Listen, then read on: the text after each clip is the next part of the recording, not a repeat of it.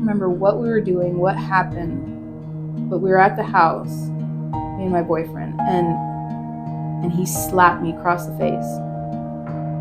And there was this look in his eyes of just pure hatred and pure disgust. And that was a moment for me that I was like, what am I doing? Why am I here? Why am I with this guy? He doesn't want me. He doesn't care about me. What am I doing? I didn't know what to do to get out of the relationship. Got 2 lanes on the one way. Got 2 lanes on the one way.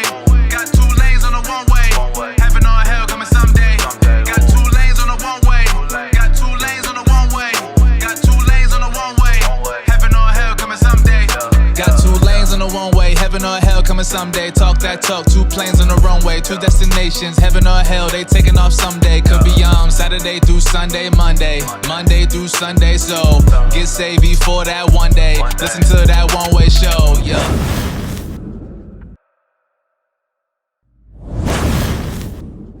Welcome to another episode of One Way Podcast. I'm your host, Angel Arriola, and today we have Audrey, and so she's going to be sharing her testimony and just letting us know about everything God's doing in her life. And so start off by telling us how long you've been saved and how did you end up coming to the church? I've been saved for about, I think I'm going on 3 years. I came here 2 years. Yeah, I'm going on 3 years.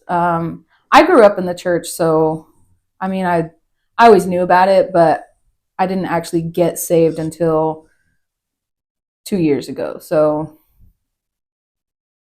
yeah, so I growing up in church, yeah, I always knew, the gospel and right from wrong, and because my parents were at one point very on fire for God, and so all of us kids were always in church and every service, outreach, and prayer and all that. And I remember growing up, just we're in church, we're going to church again. It just seems so repetitive to me, and I was like, oh, this is so annoying. Like, we have to go. I wore this dress like last week. I don't want to wear it again, like.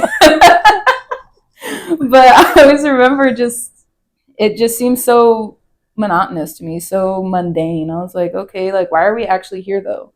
Because as a kid, I seemed like a very cynical kid, man. It's just, but that was the actual thought process I had as a kid. It was just like, we're always here. Why are we always here? And I was very young, I was pretty much born in the church. So I don't know, just as I got older, that mentality just stuck with me. It wasn't, it didn't really change much. There was a point in like my teen years where I did try to live for God. That was when we moved to Arizona. And we had started going to the Tempe church and over there. And I had a friend, she was very on fire for God at the time. She was very, involved in church, and she was always like, oh, you should come, you should come and hang out with us. We're going to go fellowship after church. We're going to go play volleyball. You should come with us. And I was like, the church kids, all the homeschool kids. I don't know, man. Like, I don't want to go. And so she was always trying to get me involved. And looking back, I realized that, she was really trying to reach me. And I really appreciate, that effort, because I think her efforts then were what kept me going while I backslid. You know what I mean? Like, I always went back to, man, I wish I just, stuck with God. I wish I had just, I don't know, just, but anyways, so she was always trying to get me involved, but I was very resistant, but she finally wore me down for a brief moment. And I did try to live for God. I really did. But I don't know, there was things in the church that had happened, and I blamed all the problems in my life that were going on at the time on people in the church. I blamed everything on them. It was, it was their fault. It's their fault I'm backsliding, and that happened. I'd stayed saved for maybe about, I was 16 when I gotten saved for the first time. And then when I turned 18, I pretty much, that was it. There's so much stuff had like built up that I was like, I'm done. Right. Bye. Peace out to the church, whatever. I didn't hate anybody, but it was just, I was like, this isn't for me. I want to do my own thing. And I knew that was my mindset. I knew that was it. I was like, yeah, whatever. But I didn't tell anybody that. I just blamed everybody. You know what I mean? So I backslid and I started working. I just threw myself into work. It was just, and it was so miserable too. Oh my gosh. I remember I was just very depressed all the time. It was just everything. I was so angry. I was just angry all the time. You talk about the Hulk being angry, man. Oof. You're She-Hulk. I literally, you say one wrong thing, and I was like, "That's it," and I would blow a fuse real quick. And so you were like 16, 17? How old were you at this time when you're doing? At this time, when I was like, I was angry. When you were She-Hulk, yeah. I was 18. No, yeah, I was 18 at the time. That's when I actually went off the deep end, and I really I backslid. And this was in Arizona, right? This was in Arizona, yes. So tell us how y'all got to Arizona. So you're raised. I mean, you were born in San Antonio. Yeah, I was born here. Okay. I was born here, and we lived here. My parents kind of like bounced around a few times, so we lived here for a while. I think until I was in about third grade, and then maybe it was after. Actually, we came back when I was in third grade for the first time again. I don't know. I don't even remember. It was so much, you know. So I think we had moved away for like the longest period of time when I was going into eighth grade. So eighth grade, we made this big move to Arizona, and that was like a pivotal point for me. I was like, oh, why are we doing this? I hate this. I don't want to go. And that kind of started like a little rebellious streak in me. Not outwardly, just inward. It was all inward. I wouldn't say I wasn't really a bad kid. I didn't really do much to rebel against my parents while I was under their roof. I was very respectful in that aspect just because of the things that I had seen my brother get into. I was like, I'm not trying to do all that. If I'm going to do that, I'm going to do it while I'm out of their house. So that way I don't get in trouble.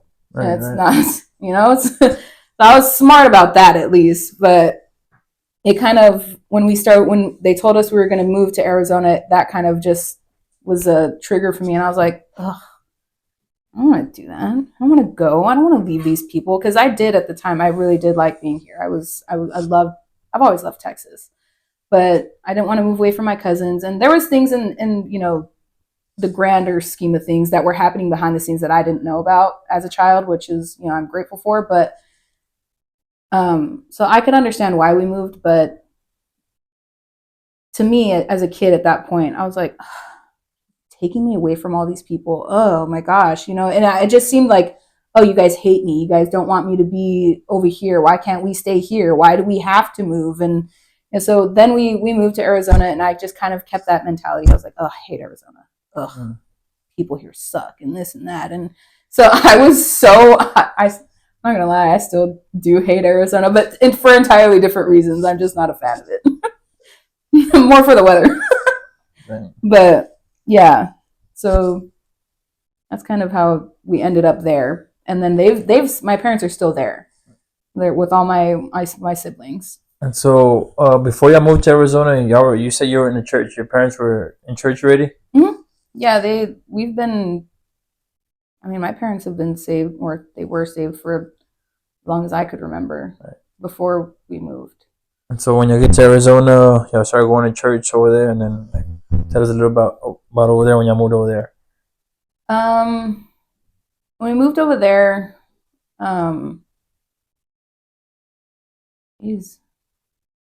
don't know. It kind of seemed like everybody just wasn't as content with one another. There was like there wasn't as much harmony in the household anymore. There was something that was off, and I don't know. My brother was always getting in trouble. He is an absolute menace.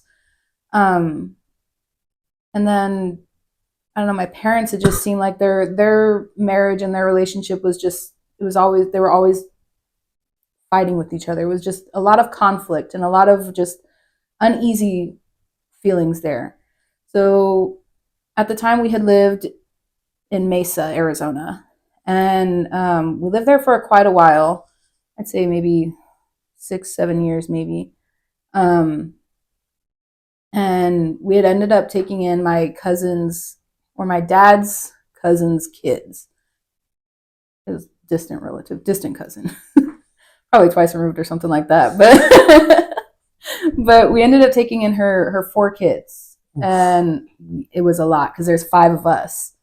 So you got 9 kids in the house, and then there's just this no harmony within our family, and then you're adding more kids to that, and then it feels like, okay, well, now these kids are requiring more time and energy from my parents, and we're getting put on the back burner, and so it just caused even more conflict within the family. And I know my parents didn't really mean to do that, but it was the right thing to do because social services was going to separate our family, Right. these little kids from each other, and that's all they had left. So my dad was like, no, we're going to take these kids in, they'll be ours. And that was a lot at the time. It was so much because these kids, when they came to us, they had nothing. There was the oldest one was 10. She couldn't read. And they were, when I say dumb as a box of rocks, it was bad, man. I feel bad saying that, but there was no common sense. They hadn't been taught anything. There was no structure in their lives, so they didn't know any better. That's in the worst way I could say. I don't mean it like that, but so we had to start from square one with all of them. Hygiene. This is how you take a shower. This is how you do this, and just simple conversations they couldn't really have because they weren't allowed to speak. They weren't allowed to be children. It was a really big struggle for me because I had a lot of responsibility put on me. I now had to help these kids with their homework because, mom's got to now cook for everybody, family of 12 now, 11. And so it was a lot. And I from that, I grew very, very bitter. And I was only 14? Wow. Barely middle school, 14. And I was already very bitter. I was like, ugh, these kids, they're ruining our lives. This sucks, and it was, I didn't feel like that the whole time they were with us because they were with us for a few years, I think. I really can't remember. It seems like a blur now looking back. and in the grand scheme of things, I wish they had been able to stay with us. But anyways, so through that time, there was just, it seemed so chaotic that I couldn't understand why we had to be the ones that were taking care of these kids. Right. Why did it have to be us? There's a God in heaven. Why can't he make the mom be a mom and the dad be a dad and they take care of their kids so they don't have to be with us and we can have our parents? And it's such a terrible mindset to have because you feel so ugly for having it because it's wrong. Right. But you're not going to feel any other kind of way because that's the way I feel, and right. I feel justified in feeling this way because I'm just a kid, right, Right. But yeah, so through that, there was a lot of turmoil. And so you're going to church doing all this too? We're still going to church and through all of this. My parents are still saved. They're still, trying to be on the right track. And I knew there was some struggles there, but they were actually, actively trying because at that point, it was kind of all we had holding us together. It seemed to me, and I know I'm young. I was young at the time and I shouldn't, it kind of seems like, oh, how would that was the only thing holding you together. But kids see a lot of things. Yeah. And they feel a lot of things, a lot of tension in the house when there probably shouldn't be, when things are off, kids feel that. Yeah, and so I was feeling that and I was like, no, there's something not right here. And looking back now, now I know why. But yeah, at the time it was just church was the only thing that was actually keeping us all sane enough. And so were you saved? At that time, no, I was not. Okay. Good. No, I was actively not saved, but I wouldn't try to be, some type of way towards my parents or my family. It was like I wasn't saved in here, but I wasn't going to let anybody else know that. Right. I did my best to be a good kid, but there was those attitudes. You trying to play the part or what? Not really play the part, but I didn't. But you never like oh, I'm saved, like just to. No, I never tried to be like, oh yeah, I'm saved, and try to play like the church kid game. I never tried to do that because nobody ever believes it. Let's be real. Yeah. Nobody Everybody ever sees believes how they're it. just Yeah, like everybody. this. Oh yeah, I'm saved. Yeah. Okay. You never smile. You look miserable over there. Are you sure? I swear, it's just my face. Yeah, that's funny. But no, yeah. So, um, then there's like this that. So since we had all those kids, we lived in a what was it 4 bedroom house with Old 9 people. kids Yeah. and my parents, right? So it was a little cramped. And so my parents, started making moves to find a different house, which they did. They ended up moving us all to Arizona, to Maricopa, Arizona, which is a small town. It's growing, but at the time it was very small. Not much happening there, kind of like Poteet. Hmm. And so we moved there, and there's this it's huge house. Everybody's got their own rooms. The kids still share, but basically everyone has their own space, and so that was great, and that helped a lot. But then the kids ended up getting put back with their mother. And at that time, it was like, why are you taking these kids away from us? Now we love these kids. We had a relationship going with them. They were doing so good in school. And there was just so much, like, we ended up growing a connection with these kids. And we did see them as our own siblings at the time. It was like, man, you're taking, like, we all cried whenever they got taken away, because it was so much effort and so much love put into these kids for what? Right. It's like, you're just shattering these kids, and now they're going to grow up in a damaged home, which, I mean, to be fair, like, our home wasn't 100%, let's be real, but at least it was some base of a structure. Right. You got a mom and a dad, we go to church, God is the center of this household. At least there was that kind of structure there, and you just rip that away from these kids. So in that, I got angry again, and I was like, God, why'd you take these kids from us? Why did you take them away? What? And then it was like a year later that we found out that they got taken away from their mother again.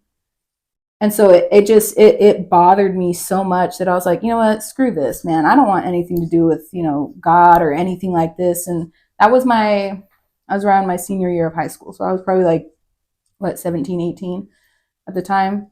And then, yeah, so it was a roller coaster, honestly, through that time. And I just became very, very angry and very quiet.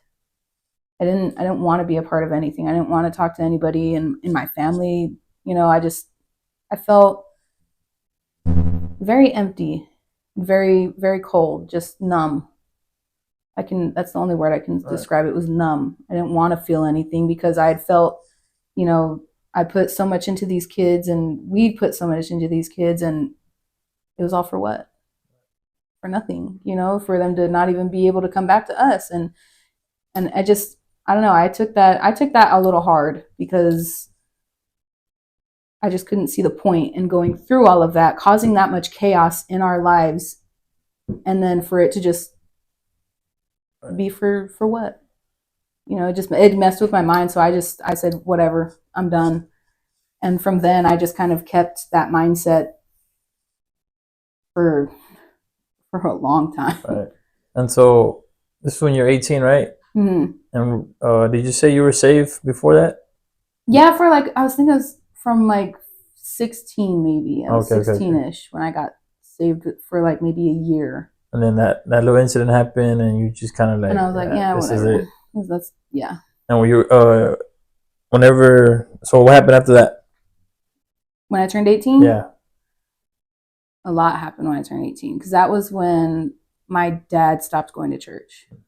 Because like it had progressively started, he would be like, oh, I got to work late, I can't go in the evening, which was not uncommon for us growing up with him, because he works in construction. It's kind of typical. They work at night, crazy schedules, crazy hours. So it was just, okay, Dad can't make it to Wednesday night services. It's just the way it is. But when we were younger, it was like, no, he missed church, and it was like, oh, I gotta miss church, dang it, you know. And then when we were older, it was the attitude changed, and it was like, oh yeah, I miss church.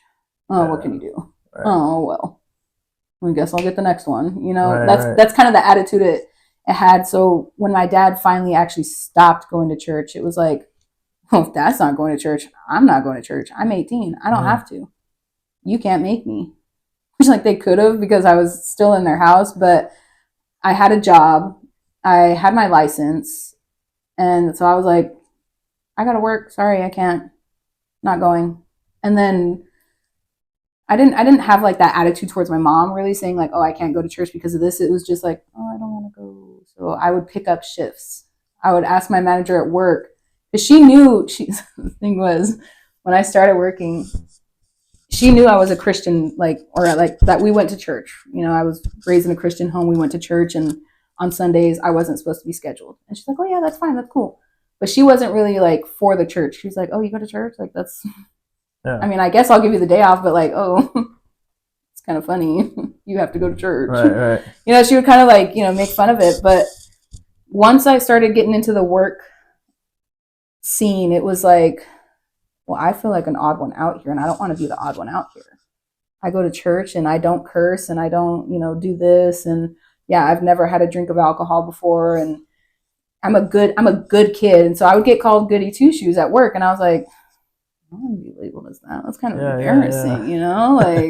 Like for me, like, I don't know. It was just all these kids that were doing their own things. And then, I don't know, because I had worked at a grocery store at the time. So, you know, like HEB has all the courtesy clerks, you know, the baggers and stuff, and the cashiers. That's like the environment I worked in. And it was a lot of talking, a lot of just drama all the time. So everybody knows everybody's business. Oh yeah, oh, that's Audrey. She can't work on Sundays because she goes to church. It was just like, yeah, that's me.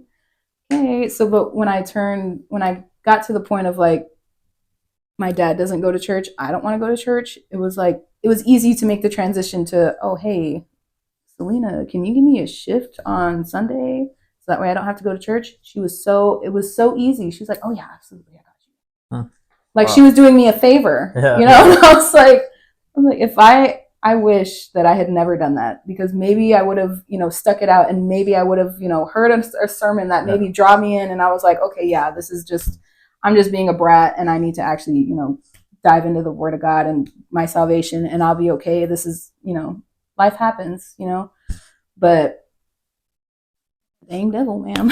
He was like, oh, you don't want to go to church? That's interesting. I can make that happen for you. And it was just too easy to slide into not going to church at all.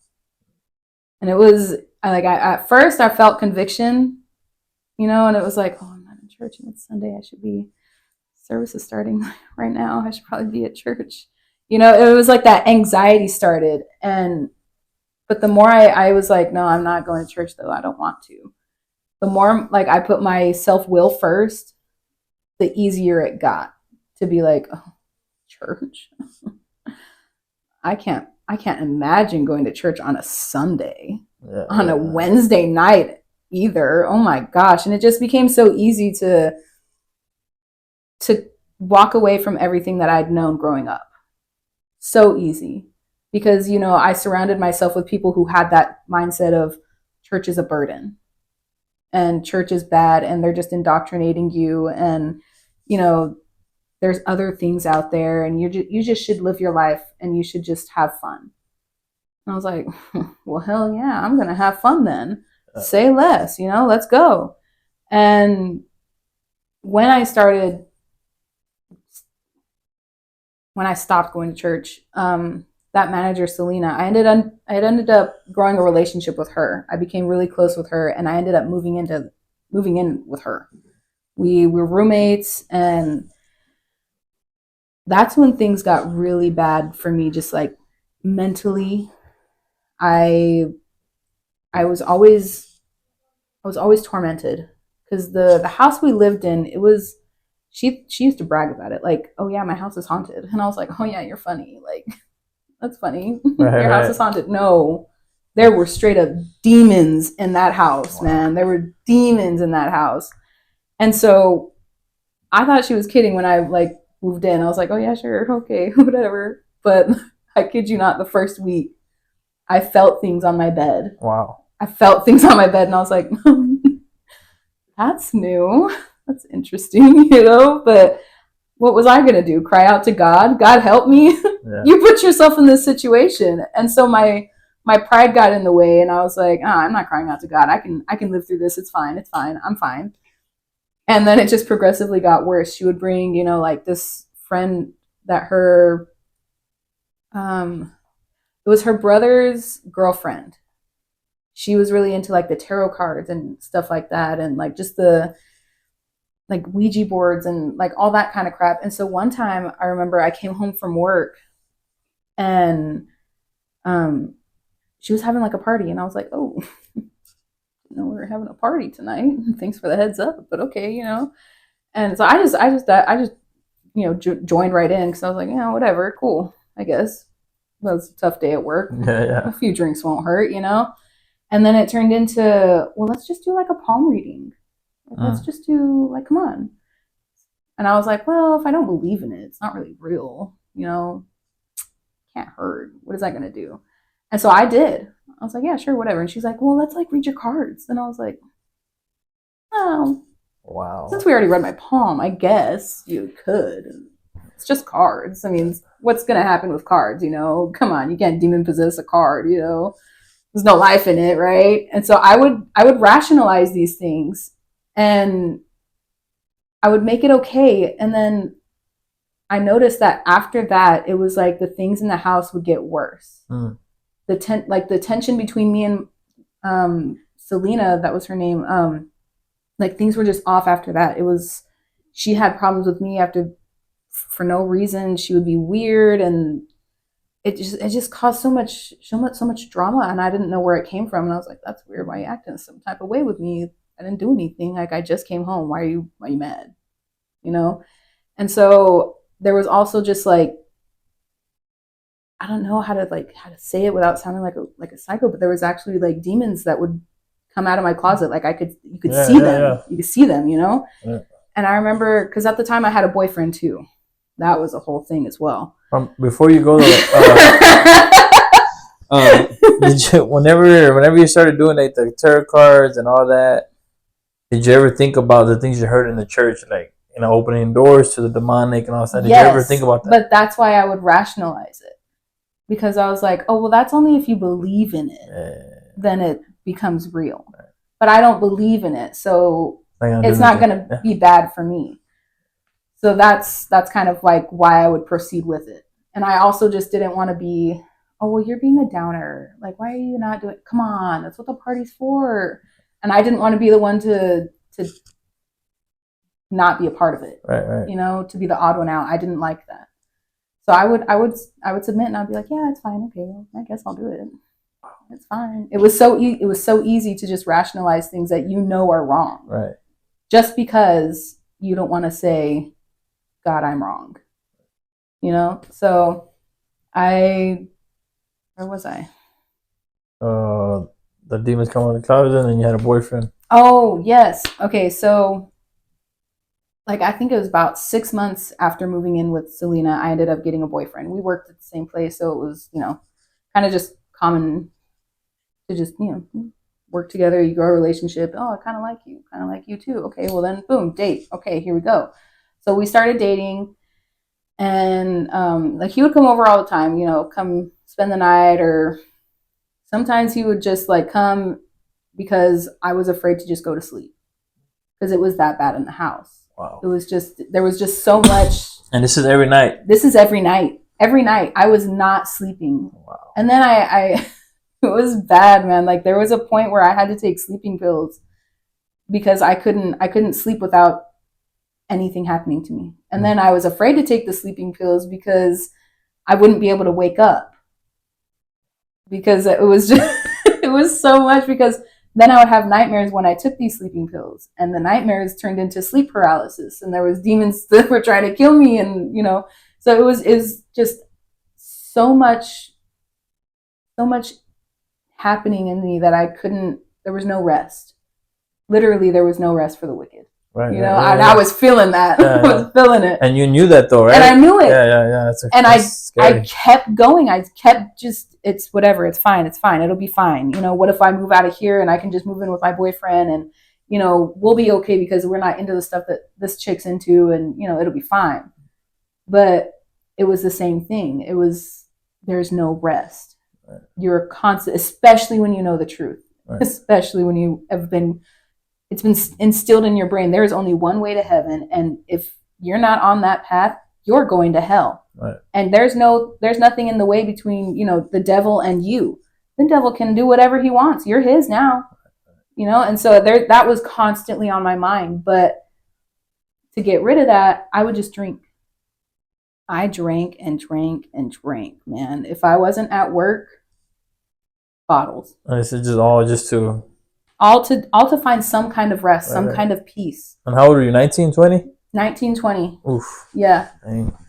And then, so I'm already killing my liver, you know? So there was that. And then, I remember one night specifically at this house, I was so terrified to go to sleep. The same house? The same house. Okay. I was so terrified to go to sleep that I asked my boyfriend, I was like, hey, I know you get off work late. I said, but can you come over and just lay with me? I just need to be with someone so that way I can go to sleep. I just need to feel safe.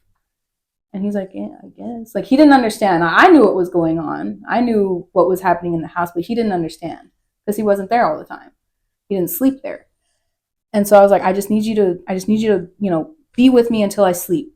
And then you can leave. And it's, you know, that's it. That's all I need. I just need some kind of rest. And he's like, yeah, that's fine. It's okay.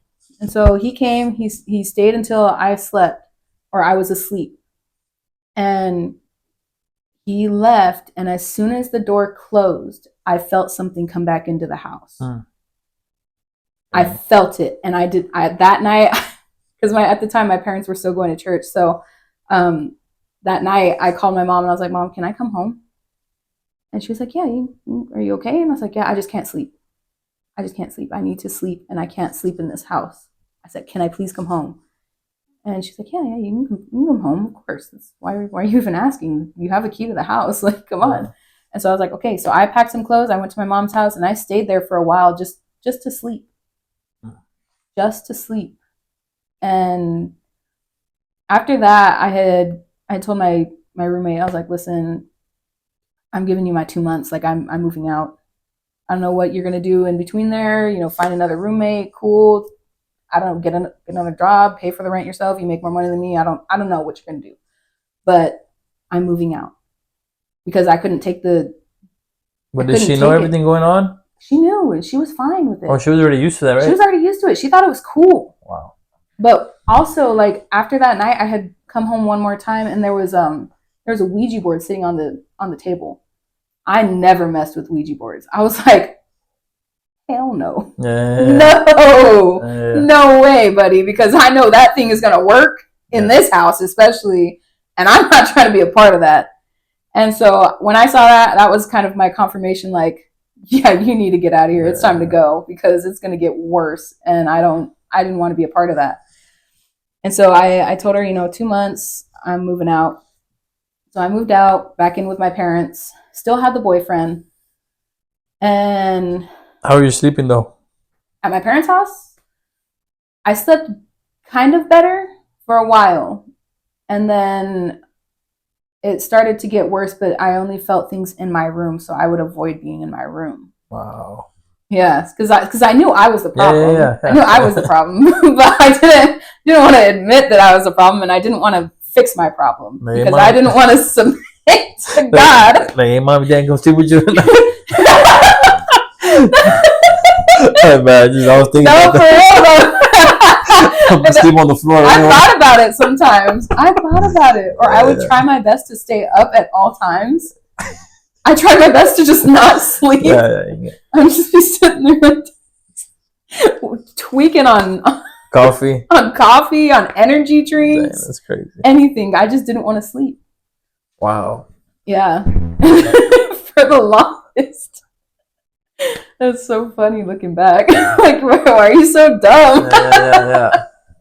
All because your pride, right? You All didn't because of my right. pride, and I didn't want to give up the way I was living because I knew that then I wouldn't have the guy that I was with. But even then, I ended up leaving him anyways. So I was like, it's all for what? Yeah. Dang. But yeah, during all that, my mind was never on God. Like I knew that I was wrong in what I was doing, but the thought of, hey, you shouldn't be doing this, or hey, you probably shouldn't, you need to be in church, or the conviction kind of, I had suppressed it so much that I just stopped hearing any kind of conviction. It just, I was like, I was completely numb to it. And would your parents ever tell you, "Hey, go to church," or? Mm-mm. No, because at the time, it was my mom started struggling with going to church too. Right. And so my dad was already not going. Yeah. And so it was kind of like, if you want to go, you can go. If not, whatever. I'm going. And then eventually she stopped going as well. And that's when everything went south. Mm. My parents almost separated. They started drinking really heavily. And through that time, I think that was a few years, that was like 2 years after I moved back in. So like we were, I don't know, I hadn't really thought about church at all for the longest until my parents stopped going completely and started drinking heavily. And once I saw them start doing, start fighting and start doing things that they raised us, you don't do this. You will never see me do this. You're not supposed to. The Bible says, and just all the stuff that they had taught us growing up about church and the gospel and God, I started to question. I was like, well, how are you going to tell us what's right and wrong? And you guys just throw it all out the window. And then you want to give us advice on what we're supposed to do in our lives. And it just started to anger me even more than I already was. Right. So I'm talking about a fireball, man.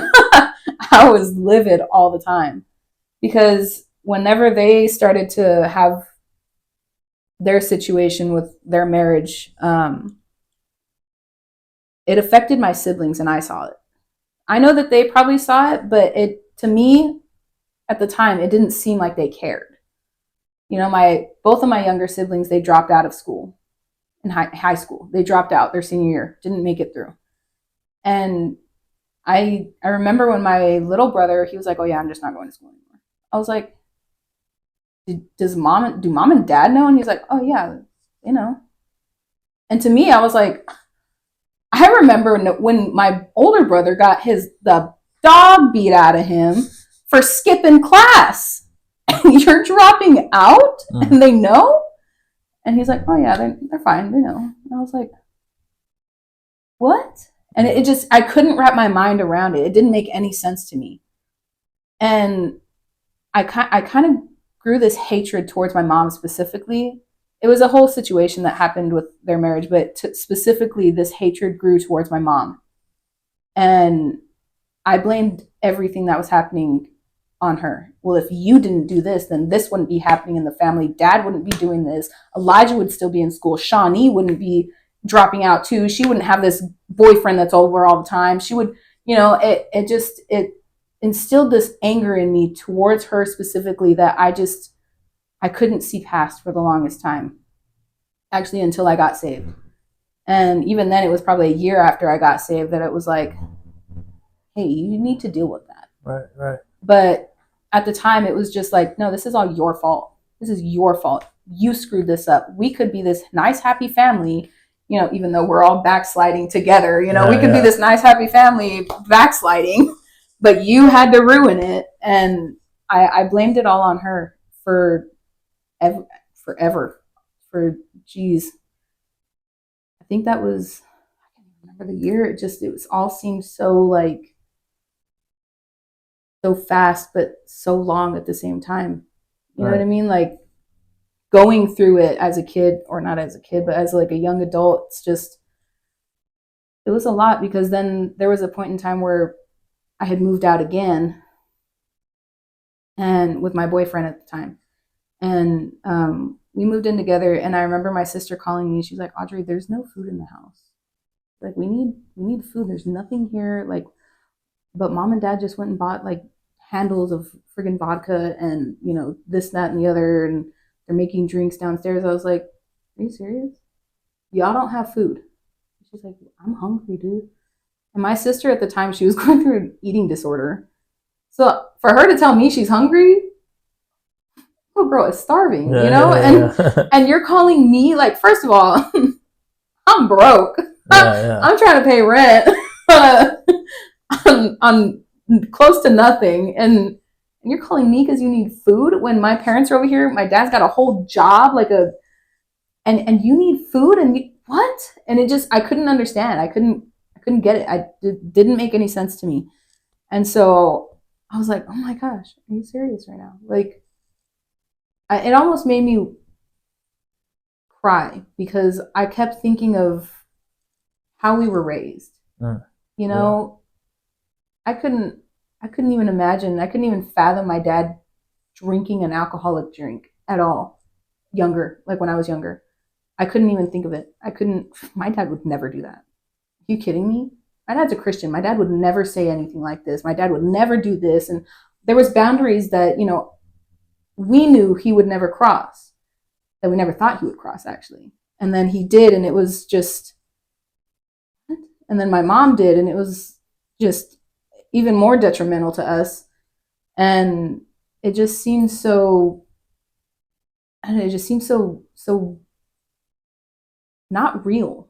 Right. Like, I couldn't believe it was happening to my family. Like, I heard stories growing up in church, you know, people, you know, all the single mothers that were in this church, you know, that, yeah, this happened to their families, and the husbands left, and the husbands did this, and they used to be abused. And it was like, oh, that's crazy. That sucks, man. You know, glad they made it out alive. You know, glad that, you know, they're here now, but they're still going through struggles.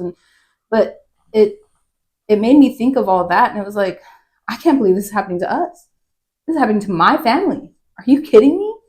And so of course I, you know, went, bought my siblings food, and I gave them, you know, a few bucks. And so, like, don't give this to mom and dad. I would sneak them money. Don't give this to mom and dad. You buy this for what you need. Don't spend it on, you know, bogus stuff. Don't be going out and buying clothes and stuff like that. Spend it for stuff you need. If you need socks, get some socks. You need food, get food.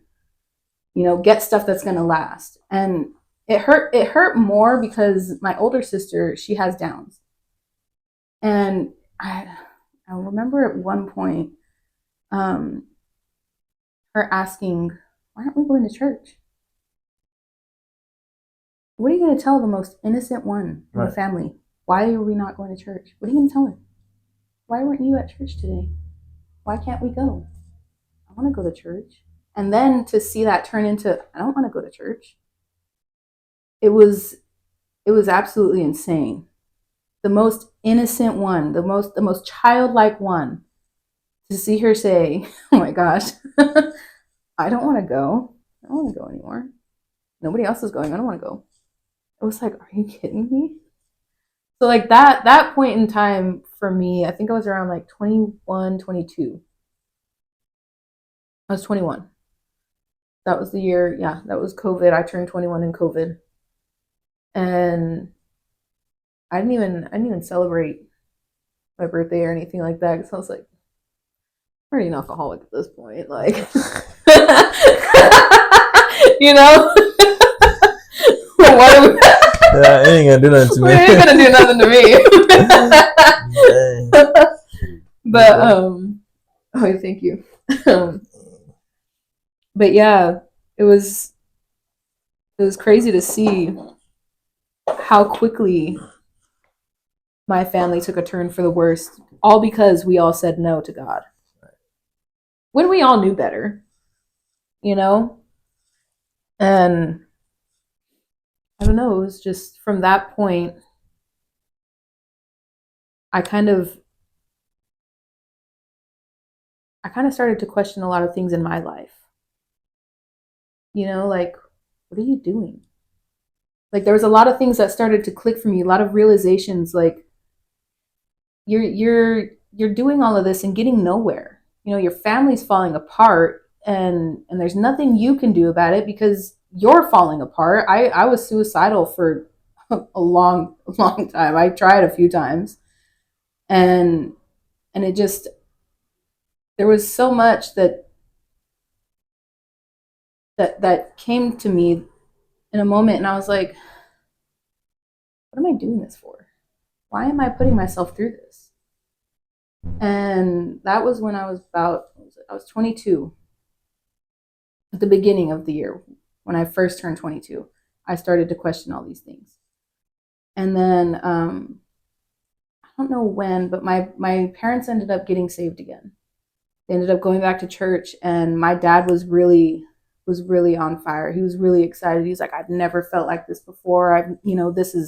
This is happening in my life, and look at the blessings, and look at this, what God's doing, and you're me and your mom, we're gonna be okay. And even because besides all that stuff that happened, I know it's a lot, but we're gonna be okay. And he's he started to witness to me, and I was like, yeah, I know, Dad, I know, yeah, okay, well, I gotta go, Dad. All right, love you too. Okay, bye. And I would always end the conversation really quick whenever he would bring, well, you need to get saved too. I would always end it quickly because I would get convicted, and I hated feeling convicted because it's such an ugly, not an ugly feeling, but like you feel ugly because you're doing wrong, So Yeah. I was like, I'll just end those conversations quickly. But then my relationship with my boyfriend started to get really bad. It started to get very abusive. Just, there was verbally, and then there was just physically. And I was like, growing up, I would have never imagined having a partner like this. Right. Right. My dad has never laid a hand on my mother. He's always taught us, a man is, supposed to protect you. He's supposed to provide for you. And here I am with this guy that wants to split everything 50-50. How am I going to have a family? How am I going to, be a wife for a man? Because we had ended up getting engaged. And I was like, he didn't give me any indications that he actually wanted to be married to me. He wanted all the benefits, no doubt. But there was no indication towards me that he actually wanted it, to be a real thing, to actually have a wife and to actually have someone to, grow old with. And he would say, some nice things here and there. And, oh, yeah, of course, love you, da, da, da, da, da. But it always ended up being very lonely. And that's crazy, being with someone in a relationship and you feel alone. That's a low place to be. That's really dark. You can get real dark real fast. Yeah. Show did. But there was one day that it kind of clicked for me. I don't remember what we were doing, what happened, but we were at the house, me and my boyfriend, and he slapped me across the face. And there was this look in his eyes of just pure hatred and pure disgust. And that was a moment for me that I was like, what am I doing? Why am I here? Why am I with this guy? He doesn't want me. He doesn't care about me. What am I doing? I didn't know what to do to get out of the relationship. I didn't want to go back to my parents' house because for me that meant failure. Not because of anything that they had done. It just, I was 22 and I'm living with my parents. Like for me that was just like, I don't want to do that. I don't want to go back to my parents' house. And I also knew that if I went back there, I would have to go to church. I didn't want to do that either. And I knew that if I didn't go back to church, nothing was going to change. So that was when I was like, I started to think about church again. It started to just come back into my mind. And every time I was at work, it was always in the back of my mind. You need to go back to church. There was always something just tugging at me. You need to go back to church. Church, today's Wednesday, you know. People go to church on Wednesdays. You used to go to church on Wednesdays. Huh. Today's Sunday. Why are you sleeping in? You could be at church. You know, and there was just those small things. And then I remember randomly there would be church songs that would get stuck in my head. And I'd be like, I haven't heard this song in forever. Why am I singing this song? And it was At the Cross, but the Spanish version. That was always in my head. And I was like, why is this song stuck in my head? And so it was just constantly on my mind, and I would try to push it away, and I couldn't anymore. And so I remember one time I'd called my dad, and we're just talking about the day or, you know, whatever. I think I was going to go over and visit or something. And he had said something about my boyfriend and, oh, is he going to come over too, or something like that. I don't remember what we were talking about, but he got brought up. And I was like, oh, I don't know. And he was like, that doesn't sound good. And I'm like, you guys okay? You guys fighting? Or, you know, what's going on? And I was like, I don't know, Dad. Like it just doesn't seem right. It doesn't seem like I'm supposed to be here. And I don't know why he said it, but he said, you know, for a relationship in the long run, it really is the little things that add up. He said, for better or for worse.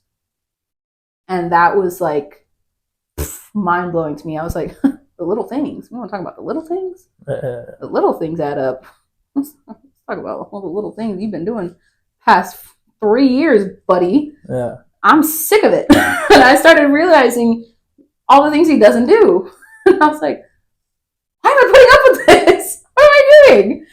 And so I started to think about, well, how do I end it? What do I do? How do I get out of this? I got myself in this situation. I'm paying rent. I can't just leave him without, you know, someone else. So that's my half, you know? And so I prayed. I was like, God, you can get me out of here. If you can get me out of this relationship, if you can get me out of this situation, because I don't know how to. I don't know where to go from here. If you can get me out of here, I'll serve you. I'll live for you. I'll give up. I'll do it. So that actually happened very fast after that. After I prayed that, it happened very fast that all of a sudden his buddies wanted to go have a trip in San Antonio. Hey, you want to come? And I was like, San Antonio? I haven't been home in years. I'd love to go to San Antonio. I was like, yeah, but if we go, I have to see my grandparents. And he's like, oh, yeah, of course. You can take my car and go see your grandparents. Cool. I was like, cool beans. I'll go see my grandparents then. So I remember it was a Tuesday. I went to go see my grandparents. And we were just hanging out. We went to lunch and, you know, back to their house. And the Rodriguezes, they live right next door. So, you know, we ended up going to say hi to them because I grew up with them. So I knew them from forever ago. So it was good to see them. And because I didn't plan on staying here. It was not the plan at all. I mean, I came with a carry-on suitcase full of clothes. That was it. Did not plan on staying here for the long run. And so then I don't remember what we were talking about even.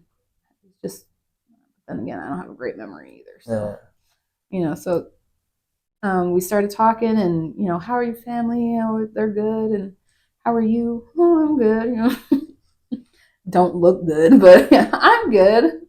And I was like, man, it's good to be back. It's good to see y'all. You know, wish I could stay. And Miss Angie was like, stay then. I'm like, why don't you? I was like, I don't really have a reason to go back to Arizona. There's not a reason there that I want. I mean, aside from my family being there, there's not a reason I would stay there ever. And I was like, I really started to think about it. I was like, I would if I could. And my grandma immediately was like, well, we have an extra room, so we can make room for you. And I was like, okay. And next thing I know, there's plans being made that, oh, hey, Johnny and Destiny from church, they're gonna pick you up on Friday, or we got the room for you. Just bring all your stuff, and we'll figure it out from there. And I was like, okay, yeah, cool. I didn't plan on following through, honestly. After I left the house and I went back to my boyfriend's with his friends, I didn't plan on going back to my grandparents. I didn't. I really didn't. But because I was like, well, give me some time. We'll see. It's kind of all sudden. So I went back to my boyfriend's, and because we were here for a week. We were only supposed to be here for a week. And his buddies and their wives, they all want to go camping. And it's like the middle of June. You guys want to go camping? Or no, it was June. It was May. Like, it's hot. I want to go camping outside. Yeah.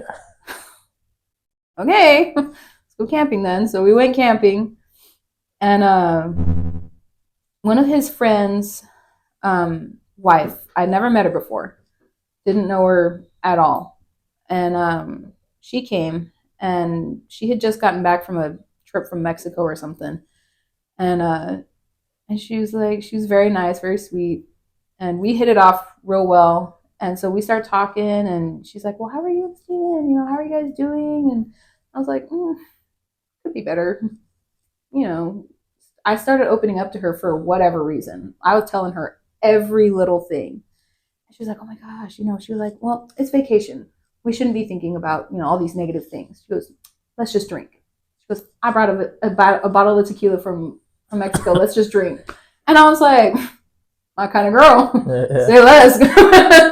That's what I like to do. So we finished the bottle, and I never felt so sober while drunk, talking to her about every little problem that I had with this relationship. And the whole time she's like, you need to leave him. You need to leave him. He's bad for you. You can do better than that. You don't deserve that. This is some dude that she's known longer than me. Right. And she's telling me I need to leave. I was like, oh, dang. Now it's all come back to reality. I was like, I actually have a way out now. There's actually a way. And then my thought went back to the prayer that I had prayed a few months before. God, if you can get me out of this, I'll serve you. And in that moment, I was completely sober. Wow. Thinking, this is God. Don't run away, because if you run away from this right here, that God has put you here in San Antonio, you will not come back. You will not make it. And so that night I made the decision. I was like, I'm staying. I can't go back. I don't have another choice. Because my mental state at the time was so bad that suicide was my next option again. That was it. I was sick of just being alive. I was so down that it was just, I didn't see the point of life anymore. There wasn't any point. Not happy. Never been happy. Never gonna be happy. That was something that just wasn't an option for me. I didn't see it as an option for me. And so that Friday, because we were coming back on a Friday night or Friday morning, into town from camping, I called my grandma, and I was like, hey, can you have that couple you said were gonna pick me up, can you have them come get me? I'll send you the address. She's like, yeah. So got the address, sent it to her, and when we had gotten back to my boyfriend's friend's apartment, he went and took a nap. Once that dude was asleep, I started packed everything that I had, and I was like, well, now I gotta tell him, I'm not coming back. I'm not leaving with him. I gotta tell him. Like, it was all just, I was scared. I was so scared.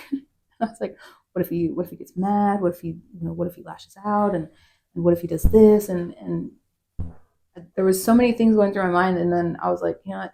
If I don't do it now, this is gonna be what I have for the rest of my life. This is it. I was like, I'm not doing that. I don't accept that. No. I can't do that. I can't be miserable. Yeah.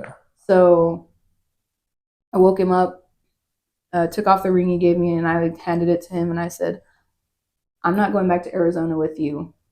I have friends that are on the way to pick me up. They're going to be here in about 5 minutes. I'm leaving.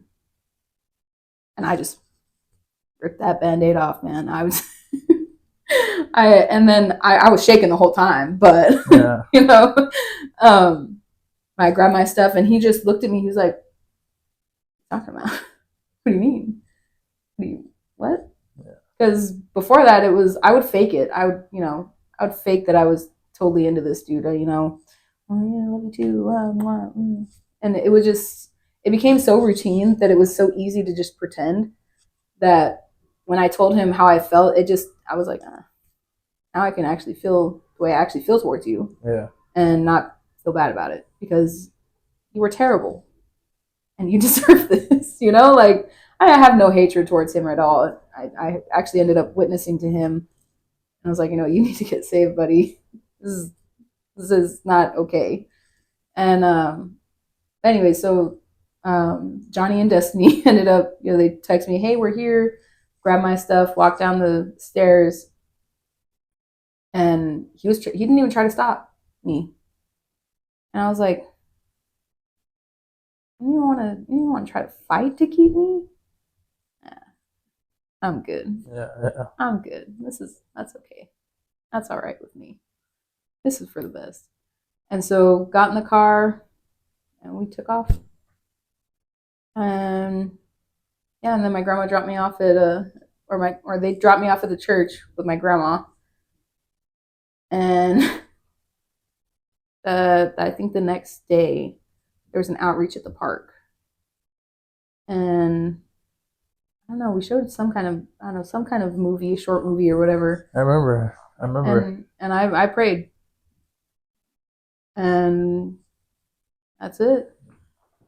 That was brought me this far. Bellevue Park. Yeah. Yeah. Yeah. I remember when you first came. Wow.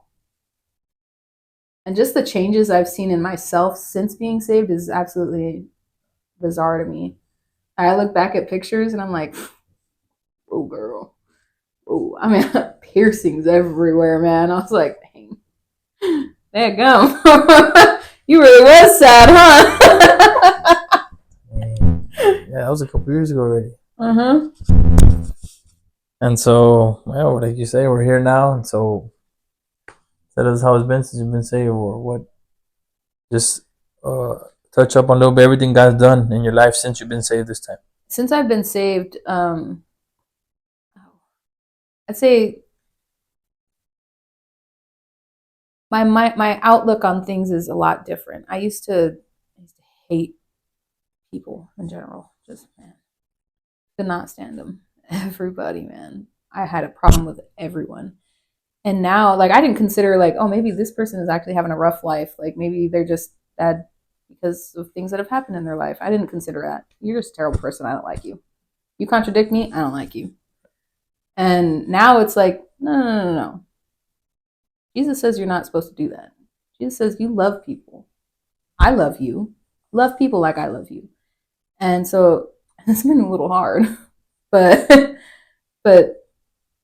I'd say the outlook I have on people now is much different, drastically different. I can, look at somebody with love and compassion in my heart, and that person really needs Jesus. That person needs change in their life. I mean, I'd never thought about that before. Never. Just, oh, you're homeless? Bummer. That's on you.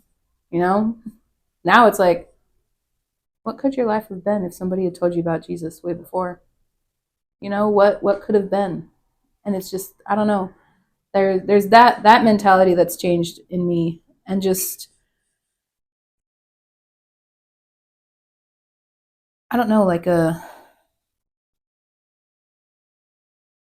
just a whole new mindset about just things that happen in life in general. Not everything is bad. Not everyone's out to get you. Bad things happen sometimes. It's okay. Suffer through. It's gonna be all right. God's on your side. There ain't nothing to worry about.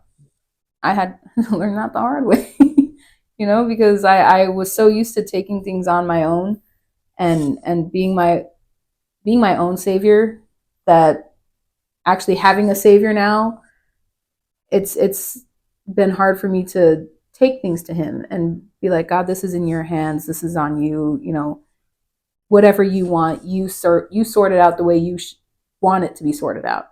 It's been really hard, but I'm learning to do that. You know, I'm still fairly new to Christianity, you know, Right. truly. Yeah. So there's things that, you know, even though I grew up in church, there's still stuff I'm learning. Yeah. Stuff in the Bible that like, that's in there? It's crazy. Y'all heard this before? For real? What? And I was raised in church, you know, so They must have added some new things to that. I know, like, what chapter is that? That's a new book. I ain't never heard of that one before. You said your kid's got a Bible name? I never heard of that Bible. That book in the Bible. That's funny.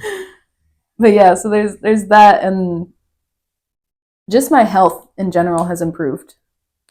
Like, I don't know, I was constantly sick. Like, I mean, sometimes I'm not gonna lie, I still be sick sometimes. Yeah. But you know, before it was like, if it wasn't one thing, it was another. And I remember having surgeries, and I remember having, you know, always going to the doctor, and I was always passing out, and I had to go to the ER, and it just seemed like I was always in the hospital. Always. There was always something going on in my health that I was like, geez. But it was all because I didn't have anybody to give all my problems to, so it all came onto my body. Right. You know, there's just physical things that would happen because I was so overwhelmed with things that were going on in my life. And now it's like, okay, yeah, things go on in your life. Things happen. You know, nothing's perfect. But God can be the one to carry that weight. That burden doesn't have to be yours. Yeah. You know, that burden isn't for you to carry. It's for God to carry, and he'll get you through it, whatever it is. So that's changed a lot for me. And then just a love for life. Right. Just a love for being here, being alive, and being able to see people grow. And, you know, like all the kids in the church right now, like it's so cool to see, you know, all these little rascals running around, and see how far the church has come since when I was here the last time, which we were still on the church in West Avenue. A little bitty church. You know, it's so crazy to see that the church is filling out, you know, Sunday services, it's cranking, you know. It's just, it's neat to watch and to see and to be a part of this congregation. Yeah, that's cool. Yeah, man, you're making me think about the church too. Like, dang, all these people.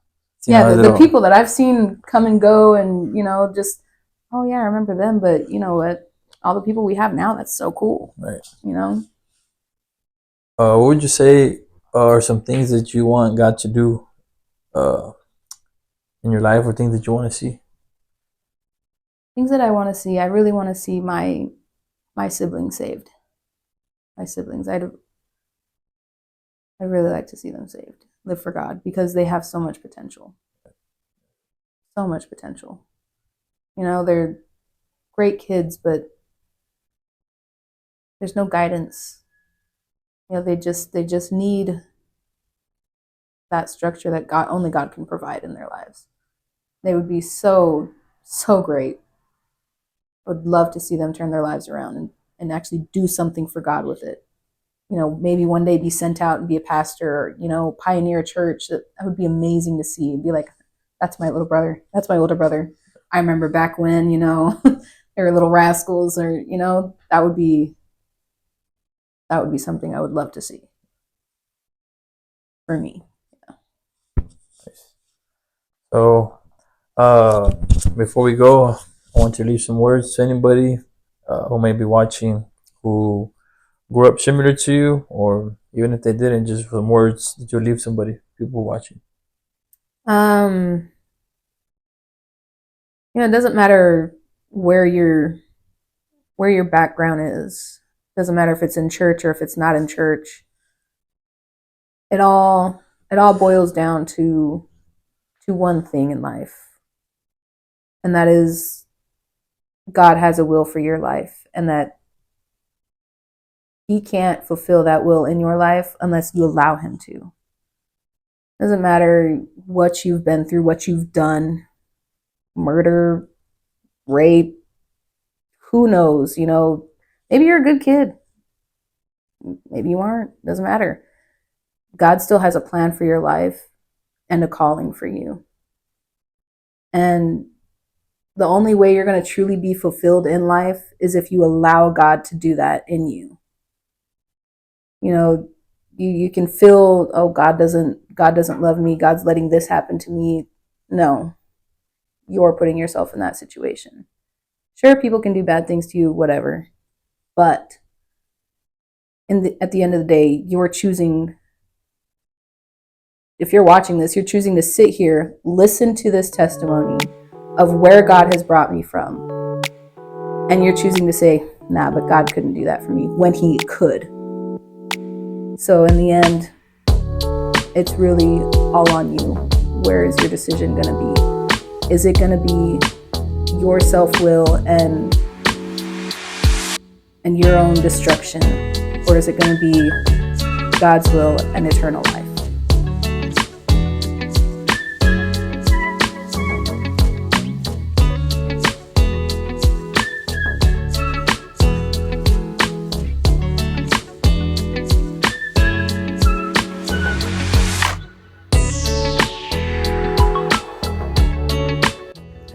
Thanks for watching. If you want to give your life to Jesus Christ, just pray this simple prayer with me real quick. Say, Father God, I'm a sinner in need of a Savior. I ask that you forgive me of all my sin. Come into my heart and be my Lord and Savior. I believe you died on the cross and rose the third day. Thank you for forgiving me of all my sin. If you prayed that prayer and you need a church to go to, come in, that number on the bottom of the screen, come in contact with us, and we'll help you find a local church to go to and start living for God. Thank you. Got 2 lanes on the one way. Got 2 lanes on the one way. Got 2 lanes on the one way. Heaven or hell coming someday. Got 2 lanes on the one way. Got 2 lanes on the one way. Got 2 lanes on the one way. Heaven or hell coming someday. Got 2 lanes on the one way. Heaven or hell coming someday. Talk that talk. 2 planes on the runway. 2 destinations. Heaven or hell. They taking off someday. Could be Saturday through Sunday, Monday through Sunday. So get saved before that one day. Listen to that one way show. Yeah.